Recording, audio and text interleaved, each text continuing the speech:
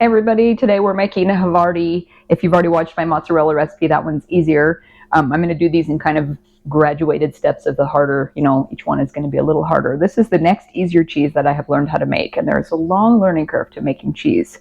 I think I'm on like number 76, and they didn't start being good until about 30, 24 to 30, keeping track of notes, and just it's pretty sciencey, but it's really fun. So I have got 2 gallons of milk here that I have already heated up to 70 degrees on my little probe thermometer, and I have got culture here. This is 2 gallons of milk, half a teaspoon of what's called MM100 culture, and you can order cultures on cheesemaker.com or probably Amazon or whatever. You're just going to get it up to 70 degrees, turn off the heat, which I'm going to do, lightly sprinkle the starter over the top of the milk, and then just let that sit for 5 minutes and come back. And then we will give it a stir, and then we're going to let it rest and continue with the process. All right, that has reached 5 minutes sitting with the starter on top of the milk, and now we're going to take just a regular whisk and whisk it for 1 minute in an up and down. So I just sort of do this and kind of cover both directions, so you're getting that incorporated into the milk, but you're not whipping it up and making it really disturbed. And if you love Havarti, definitely try this. It's, of course, you have to have some special ingredients. You do have to have the starter culture, which I just ordered some from cheesemaking.com for about $15 for a bag, and it'll last you quite a while. You keep it in the freezer. And you'll need rennet, which you can also order from them, and that also goes in the refrigerator. I'm trying to think what else you'll need. Pot and a whisk, and most of these recipes call for 2 gallons of milk at a time, so it'll make 2 pounds. So any 2 gallons of milk, you'll get 2 pounds of cheese. So you could probably cut these in half. We go through it pretty quick though. And this one's fairly easy, and it doesn't take a lot of, you don't have to put it in a cooler and let it age. So you don't have to have like I bought wine coolers. There's the 1 minute. And then we're going to cover that with the lid, and the heat is off, and we're going to let that rest for 45 minutes. And then we're going to come back, and we should be able to add the rennet at that point. Okay, so this has sat for 45 minutes, and I am going to slowly turn the heat up. We're going to raise the heat. Let me check the book. We are raising the heat. We're going to raise the heat to 86 degrees slowly, and then we're going to add the rennet. So there's some weird steps to this. I had to make notes in the book because Havarti does not follow the same pattern as most other cheeses. So I'm going to get this raising up to 86, and then we'll be back to add the rennet and continue. All right, so these have sat for long enough. You want 30 to 45 minutes until the curd is ready to cut.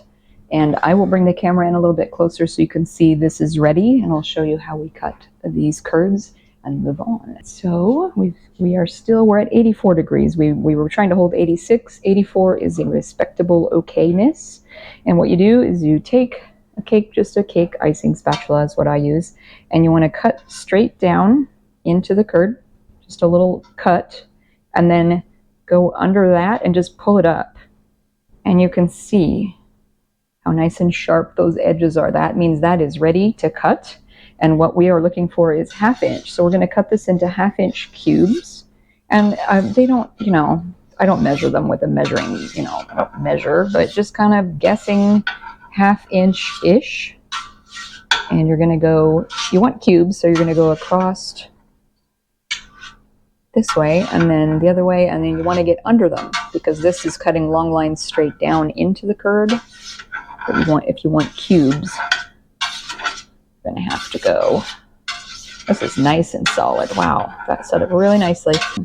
And then what I do is just go under, and just so you're cutting that, so you're cutting like a cube. And there's a special tool that you can get for this. Just like a cheese, a cheese cutter, a curd cutter, or a curd knife probably. We're going to let that sit for 5 minutes, and then we will come back and do the next step. All right, so we've let this sit for 5 minutes just to rest a bit. And now what we're going to do, I just turned the heat back on because we're at 84 and we want to be at 86. So I am going to slowly start stirring this with just a big heavy spatula. And you're just wanting to move these around so that they release the whey, the cut edges of all these curds. That's the reason we're cutting them, is just so you have more cut surface to be releasing whey. And then after 10 minutes. Let me set a timer for 10 minutes, and I will stand here and stir these for 10 minutes. And any curds, as you stir them and move them around, you'll see if any of them are bigger than 1/2 inch cube, you know, close enough, I'll just cut them a little, just give them a little slice with the spatula, just so they are a little bit more uniform, but it's not super crucial. You don't want them huge. So I'm going to stir these for 10 minutes, and then what we're going to do is let them settle for 5, just so they'll settle a little bit, and that whey is still coming off of them. And then we're going to drain, we're going to just skim some of the whey off and continue to the next step. And this is what they look like as you start stirring them, and then I'll show you what they look like as we get done with the 10 minutes. And you'll see that the curds will, I'm going to just cut that one in half, and you'll see that the curds will have shrunk in size as they release more of the liquid whey that they contain. Okay, so after 10 minutes of stirring, you can see how much smaller the curds have gotten as they've released a lot more of the whey. Some of them are really small. So we are going to let those sit for 5 minutes. We're going to set the spatula aside. And as we let these sit, the next thing you are going to want to do, set the timer. And then we want to heat up a pot of water on the stove next to this and get the water up to 130 degrees in that separate pot, because we're going to be using that hotter water to add back in. We're going to take whey out of this as these settle. We're going to remove some whey, and then we're going to be adding 2 cups at a time of 130 degree water to this pot to bring this temperature up through a couple of different stages of heat. And a couple of other things that you're going to need that are specific to cheese making. You're going to need at least 1, possibly 2 pieces of Cheesemaker's really fine cheesecloth. And it's washable, so you don't need to get lots of it, just get some and you can wash them. You will need various cheese molds. This is the one I use. It's got holes, and then you have a follower that will go in. So the cheese is going to go in this, and you're going to press down on it and put it in a press, which you will also need. And then I have a press here. You can buy these. I got this on Amazon. It works. I'm not super impressed with it, but I'm also pretty cheap. So it's a cheaper one. It's literally just 2 boards that go like that. And you have 4, bolt things with wing nuts on top. And you can press, you put the cheese between the 2 boards on a cookie sheet, which I will show you in a little bit. Put it on a cookie sheet, press it with a weight. You can use whatever weight you can come up with to press it at whatever weights these need. You don't have to buy special weights. But there are some special things you do need to have if you're going to make cheese. Even though Havarti is easy, quote unquote, easier than the ones that, it's easier than the ones that have to go in a cheese cooler and be aged at a certain temp and a certain humidity for a while. You do need some special kind of cheesemakers products and tools to make cheeses with. Okay, so this has sat for a little bit to settle, and you can't see the curds anymore, and we're going to pull off about 1/3 of the whey that you can see on top here, or about 2 to 2.5 quarts of the whey. So I just take a measuring, random measuring cup and try not to make a mess getting it out, and try not to capture any curds that get in the cup. You're going to probably end up with some, but you can always strain them out when you, I just pour the whey down the sink. It doesn't have any fat, per se in it. So it's okay to run this down the sink, although not some products. And there is our water, which has hit 130 degrees. So we can turn off that temp, and that can wait. And what we're doing is we're just going to pull, probably only going to pull 2 quarts off of this. You want to be able to see, you're exposing the top of the curds. And I am just right at about 2 quarts. So we're going to pour that off. So we're going to add, and I don't understand why, because you already have whey and we're adding hot water. So if some cheese expert is on here, can you tell me why we take whey out and add hot water to bring the temp up? Why can't we just raise the temp? There must be some reason. So I'm going to take the measuring cup I just used.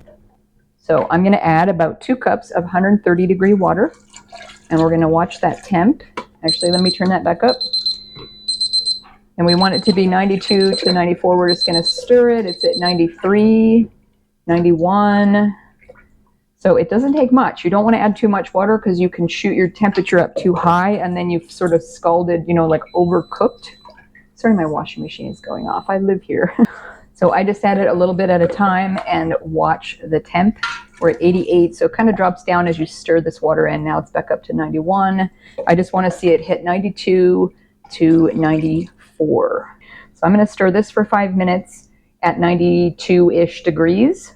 And then we're going to add another 3 cups of hot water and bring it up. The point is you're just bringing it up slowly to cook the curds a little bit as they release more whey through the process.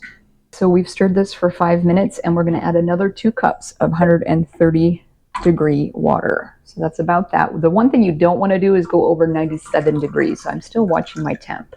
And then we're going to add 2 cups of this hotter water to the mix. We're at 93 degrees, so we're doing okay. We've added that, and then I have 4 teaspoons of kosher salt already measured. We're going to just stir that in and stir to dissolve it. And then we're going to start adding some more of the hot water. So we're at 95 right now, and what we want to end up at is 97. So I am now going to stir this for 20 minutes, which I will not subject you to the whole process. And I'll see you back here in 20 minutes. So we have just stirred this for 20 minutes, and you drain off the whey at this point. I find it easier to just put it in the sink to drain it off. And I'm going to grab my handy dandy little measuring thing. Again, we're done with the spatula, and you're just going to pull enough of the whey off the top of this to expose the curds that are in there. And then I have got the mold right here, and you get the cheesecloth, just get it wet and line the mold with the cheesecloth, and I've got it sitting in the sink on a rack. And then what I do to get the cheese curds from this big pot into the mold, instead of pouring them down through the mold and having all the water in the mold, I will just take a small little strainer and just pull them up like that. And then you can kind of carefully put them in the mold without getting a lot of the liquid going down through that cheesecloth. And then once you get enough of it, I'll just tip it up and try not to spill this all over the place.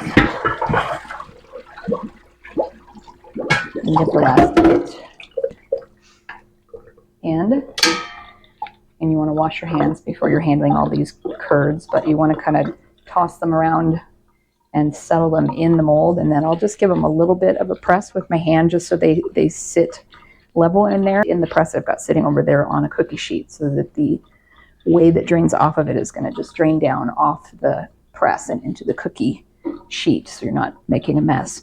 The one thing you want to watch for, and I've learned the hard way, I'm going to set an 8-pound, actually just a gallon of water on it for the weight, for the 8-pound-ish, the first 30 minutes. You really want to watch that you don't walk away too much that first half hour, because I have had many times where the curds are not sitting level in this mold. So you've got them in there, and I've just folded the ends of this over the top of the curds.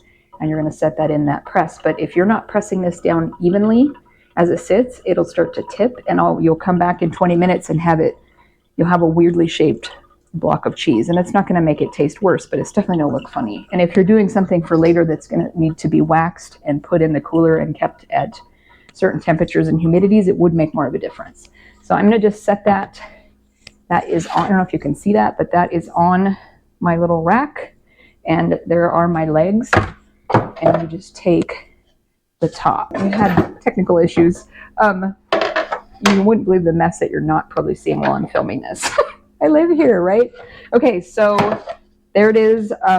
We are in the mold, in the bottom foot plate of the press. And I'm just going to put the top, you thread the legs up through, and this is where you need to be careful and put the follower in on top of the cheese, so that's what's going to press down, and that is often already somewhat flush with the top of the mold because the cheese isn't very tall. So I'll actually put another one in there to give you some extra height, just so you have something to press down on. Otherwise, if you walk away, you could find that you've come back and you've pressed it, beyond flush, if that makes sense. So I'm just going to center that in the middle under that top board, and then I just use a cleaned out gallon full.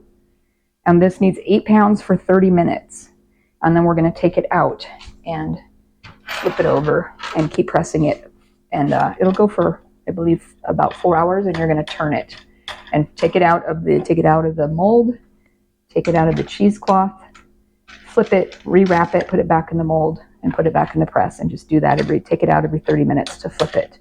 That first 1 or 2 flips is where you really want to watch that this weight doesn't start to settle unevenly, and it very often will. So the first 10 minutes even, you really want to get back here and watch.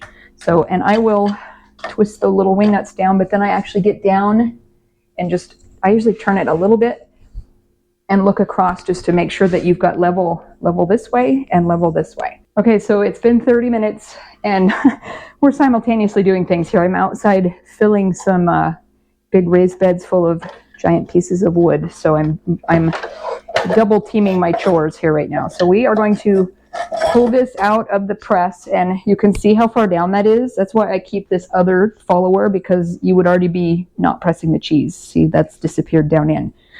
So all you do here, and we just do this every 30 minutes for 3 hours. So I have a big timer set for 3 hours, and then you pull, there's the damp cheesecloth with this lovely cheese in it, and I have washed my hands because we're touching cheese.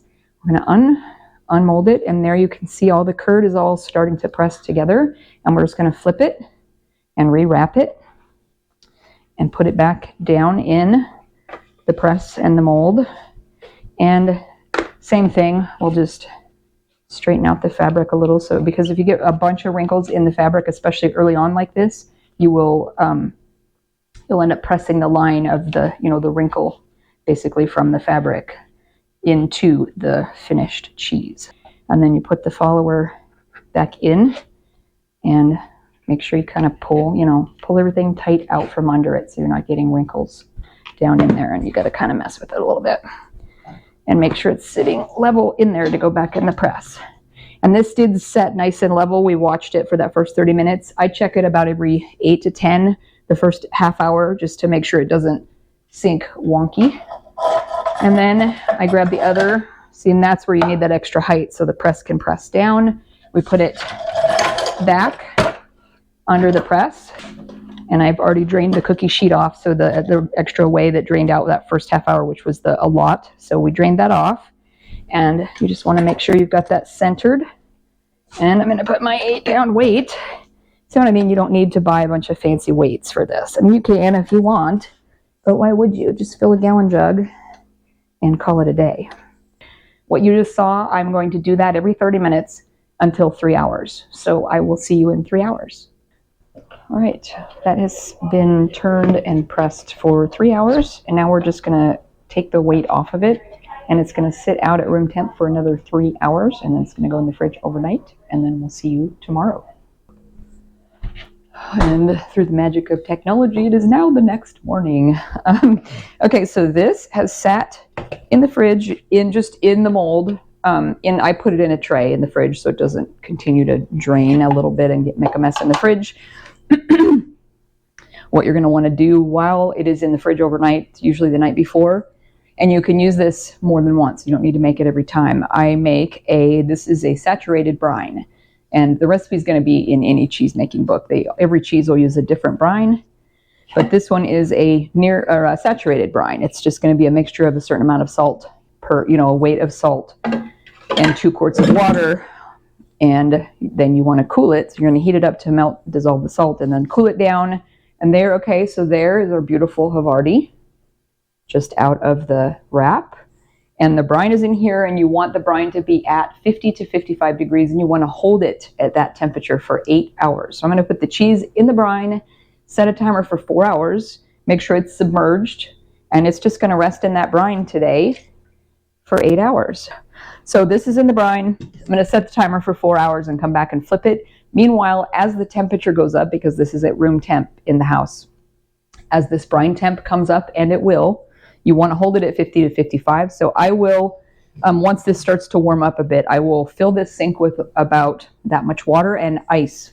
And just ice around the pot until that temp gets back down under 55, and hold it there. So keep an eye on it through the day, but you don't have to watch it a lot. So it has been 8 hours, and this has been sitting here. I have watched this all day and kept the temp. I've added ice maybe 2 or 3 times to this brine.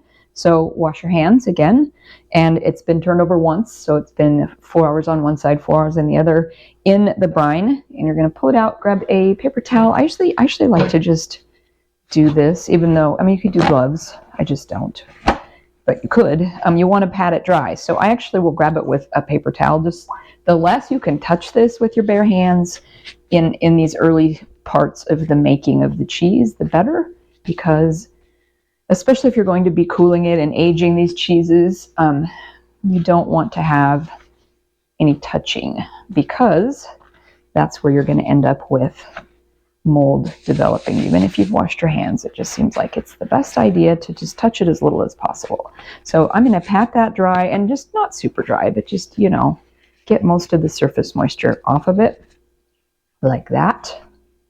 And then you can use a little mesh, and I'm just going to put that right on that mesh, and then I'll actually put it on a little mini cookie rack like that, and then that is going to go in the oven, because you can leave it on the counter. You're going to air dry it for until the surface is dry, and then it's ready to eat. You just put it in the fridge.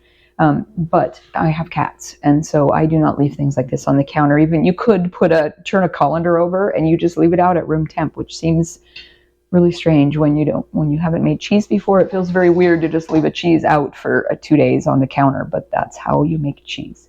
So for my safety and everyone else's, I actually will just set this in my oven on the upper rack like that, and I have a cookie sheet under it. So any of the moisture that still drips out of that is going to drip down onto the cookie sheet, because if you have it drip down onto the bottom of your oven, then the next time you turn on your oven, your house is going to smoke and smell like burning cheese.